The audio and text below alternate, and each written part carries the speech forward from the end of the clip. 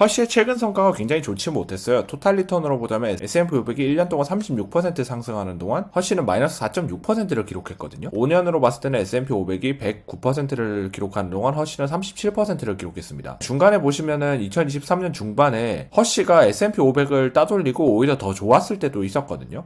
2022년부터 지수가 하락장을 맞았을 때 오히려 허쉬는 이때 전성기를 보였었습니다. 그것처럼 지금 현재는 허쉬가 하락해서 횡보하고 있는 구간이 있지만 언젠가는 또 S&P 500을 초과하는 수익을 낼 수도 있다는 거죠. 허쉬는 미국 1위 초콜릿 브랜드인데요. 작년 기준으로 시장 점유율이 43.6%입니다. 여러가지 초콜릿 기업들을 계속해서 인수하면서 시장 점유율을 높여가고 있는 기업이거든요. 매출 같은 경우에는 북미 지역에서 초콜릿과 스낵을 판매하는 게 약 80%로 대부분을 차지하고 있고요. 그리고 국제시장에서 판매하는 것이 매출의 약 15%를 차지하고 있습니다. 다만 북미 지역보다 국제시장에서 판매가 좀 더 큰 성장률을 보이고 있어요. 그리고 초콜릿 기업인 만큼 코코아가 원가의 20% 정도를 차지하고 있거든요. 이게 중요한 이유가 현재 코코아 가격이 올라간 뒤로 다시 내려가지를 않고 있습니다. 허쉬의 주가가 엄청나게 잘 상승하다가 반토막 정도 난 이후에 횡보하고 있는 이유가 바로 이 코코아 가격 때문이라고 할 수가 있는데요. 코코아가 서아프리카 지역에서 거의 75% 정도 생산이 되는데 3년 내리 기후 변화로 인해서 흉작이 들었고 사재기 등등의 여러 가지 일이 있으면서 코코아 가격이 엄청나게 치솟았습니다.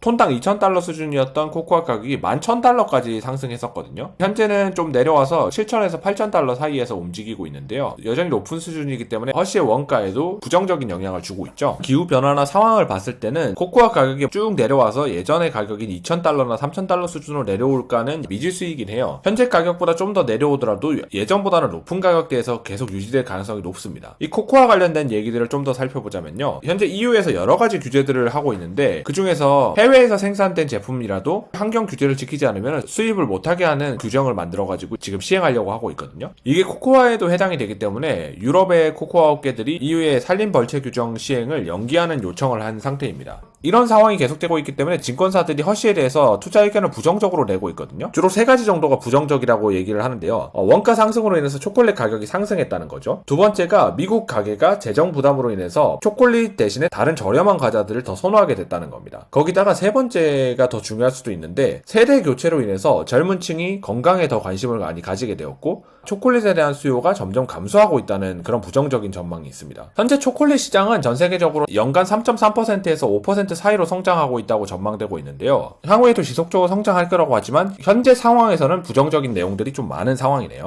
그런데 아직까지는 허쉬의 실적이 크게 나빠지거나 하지는 않고 있습니다. 배당적인 관점에서 살펴보자면요. 현재 허쉬는 34년째 배당을 지급하고 있는데 14년 연속 배당 성장을 하고 있거든요. 리먼 브라더스 사태 때 배당 통계를 한번 했기 때문에 14년째라고 하지만 그 외에는 거의 배당 인상을 해주고 있습니다. 배당률로 보시면 4년 평균 배당률이 한 2% 정도 수준 되는데 지금 2.78%로 꽤 괜찮은 배당률을 보이고 있거든요. 배당 성장률도 나쁘지가 않은데 2015년부터 한 자릿대 배당 성장을 보이다가 최근으로 오면 올수록 점점 배당 성장률이 올라가는 모습을 볼 수가 있죠. 확실히 젊은 층으로 갈수록 요즘 건강에 대한 관심이 많아진 거는 사실인데요. 그럼에도 불구하고 허쉬라는 기업이 가지고 있는 브랜드 가치가 굉장히 괜찮기 때문에 실적이 크게 훼손되지만 않는다면 배당 성장도 계속해서 이루어질 거기 때문에 현재 횡보하고 있는 주가 구간에서는 충분히 매력적인 가격이 아닐까 싶습니다. 지금 거의 1년 정도 시장을 언더퍼폼하고 있는데요. 1, 2년 단위의 관점에서 보자면은 충분히 지금 가격에서 모아가기 시작해도 반등이 나오면서 시장을 아웃퍼폼 해줄 때가 분명히 올 거라고 생각이 됩니다.